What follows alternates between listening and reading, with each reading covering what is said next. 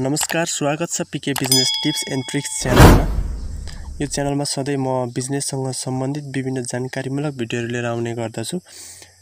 बिजनेससँग related business tips र ट्रिक्सको बारेमा चाहिँ म कुराहरू गर्ने गर्छु र आज म युट्युब सम्बन्धी केही जानकारीहरू दिन गइरहेको छु। युट्युब सँग रिलेटेड केही कुराहरू चाहिँ म यो भिडियोमा सेयर गर्न गइरहेको छु। भिडियोलाई अन्तिमसम्म हेर्नु होला र यदि तपाईँ च्यानलमा नयाँ हुनुहुन्छ भने च्यानललाई सब्स्क्राइब पनि गरिदिनु होला।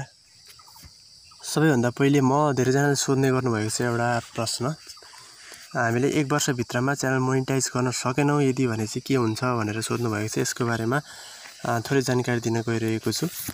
यदि तपाईले च्यानल खोलेको 1 वर्षभित्रमा 1000 सब्स्क्राइब र 4000 घण्टा वाच टाइम पुरा गर्न सक्नु भएन भने तपाईको च्यानल चाहिँ मोनेटाइज हुँदैन। र यसमा चाहिँ के हुन्छ भने तपाईले जुन दिन तपाईको 1 वर्ष पुरा हुन्छ त्यो पुरा भएको दिनबाट फेरि अर्को काउन्ट हुन्छ। तपाईको चाहिँ जुन दिन पुरा हुन्छ त्यो दिनबाट तपाईले फेरि सुरुबाट चाहिँ सब्स्क्राइब पनि काउन्ट हुन्छ र वाच टाइम पनि काउन्ट हुन्छ। तपाईले 1 वर्षभित्रमा फेरि 1 वर्षभित्रमा चाहिँ त्यो पुरा गर्न सक्नुभयो भने पनि तपाईको च्यानल चाहिँ मोनेटाइज हुन्छ। त्यसैले गर्दाखेरि चाहिँ यसमा आत्तिहाल्नुपर्ने कुराहरू चाहिँ केही पनि छैन। तपाईले 1 वर्षभित्रमा फेरि पुरा गर्नुभयो भने हुन्छ, तर सुरुबाट काउन्ट हुन्छ। तपाईको 500 सब्स्क्राइब पुगिसकेको थियो अलरेडी भने पनि त्यसमा चाहिँ फेरि सुरुबाट चाहिँ तपाईले काउन्ट हुन्छ। टोटल्लीमा चाहिँ तपाईको 500 प्लस 1000 1500 देखाउँछ 1 वर्षमा, तर काउन्ट चाहिँ सुरुबाट फेरि सुरु हुन्छ र 1 वर्षभित्रमा त्यो पुरा गर्न सक्नुभयो भने तपाईले फेरि च्यानल मोनेटाइज गर्न सक्नुहुन्छ। अर्को छ, यदि हामीले पोस्ट गरेको कुनै पनि भिडियो चाहिँ कुनै पनि भ्युअर्सले दिनमा 5 चोटि हेर्नुभयो, 5 चोटि त्यो भिडियोलाई हेर्नुभयो भने चाहिँ कति चोटि त्यो काउन्ट हुन्छ भन्ने पनि धेरैजनाको समस्या छ। यसमा चाहिँ अथवा जिज्ञासा छ। यसमा चाहिँ के हुन्छ भने तपाईको भिडियो 5 चोटि हेरिन्छ भने 5 चोटि चाहिँ भ्युज काउन्ट हुन्छ, किनभने त्यो भ्युज भनेको चाहिँ कति चोटि हेरियो भनेर काउन्ट हुने। त्यही भएर चाहिँ जति चोटि हेरेको छ त्यति चोटि नै काउन्ट हुने हुन्छ। त्यही भएर चाहिँ तपाईको चाहिँ टाइममा गरेर 5 चोटि हेर्दाखेरि 5 चोटि चाहिँ यसमा चाहिँ काउन्ट हुन्छ। अर्को म निकै महत्त्वपूर्ण जानकारी दिन चाहन्छु।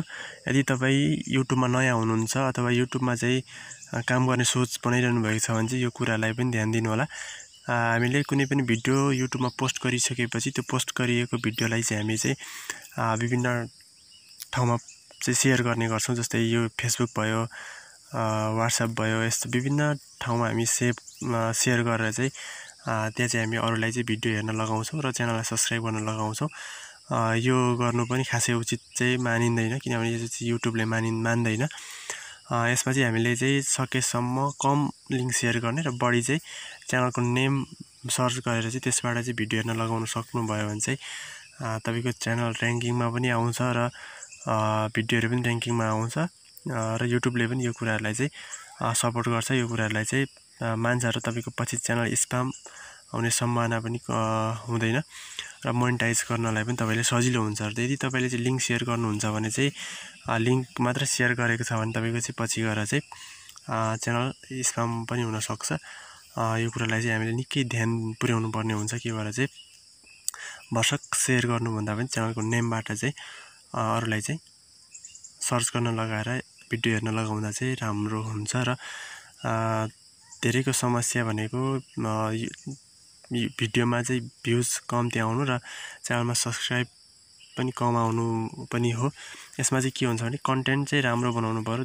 जुन तत्कालीन अवस्थामा भ्युअर्सले के हेर्न चाहिरहेका छन् र के को ट्रेन्ड चलिरहेको छ त्यस सम्बन्धी चाहिँ विचार पुर्याएर चाहिँ हामीले भिडियो बनाउनु पर्ने हुन्छ। तर भिडियो बनाउँदाखेरि चाहिँ आफ्नो कन्टेन्टलाई पनि ध्यान दिनुपर्ने हुन्छ। तपाईको केसँग रिलेटेड चाहिँ च्यानल हो अथवा कुन कन्टेन्टमा तपाईले चाहिँ भिडियोहरू हालिरहनु भएको छ त्यहीसँग रिलेटेड चाहिँ हुनुपर्छ। यदि तपाईले चाहिँ कुनै बेला गेमिङको भिडियो, कुनै बेला कमेडी भिडियो, कुनै बेला न्युज सम्बन्धी कुराहरू, यस्तो कुराहरू चाहिँ हाल्नु भएन। जता पायो त्यतै जुन पायो त्यही कन्टेन्ट चाहिँ तपाईले चाहिँ युज गर्नु हुँदैन। तपाईले चाहिँ आफ्नो च्यानलसँग रिलेटेड कन्टेन्टहरू चाहिँ हाल्न सक्नुहुन्छ।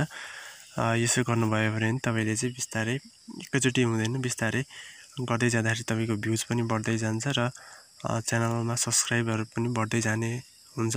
यो कुरालाई चाहिँ निकै ध्यान पुर्याउनु पर्ने हुन्छ न्यू युट्युबरहरूले चाहिँ। र फेरि पनि यस्तै जानकारीमूलक भिडियोहरू हेर्न चाहनुहुन्छ भने र च्यानलमा नयाँ हुनुहुन्छ भने कृपया च्यानल सब्स्क्राइब पनि गरिदिनु होला र नजिकैमा रहेको बेल आइकनलाई पनि अन गरिदिनु होला। धन्यवाद।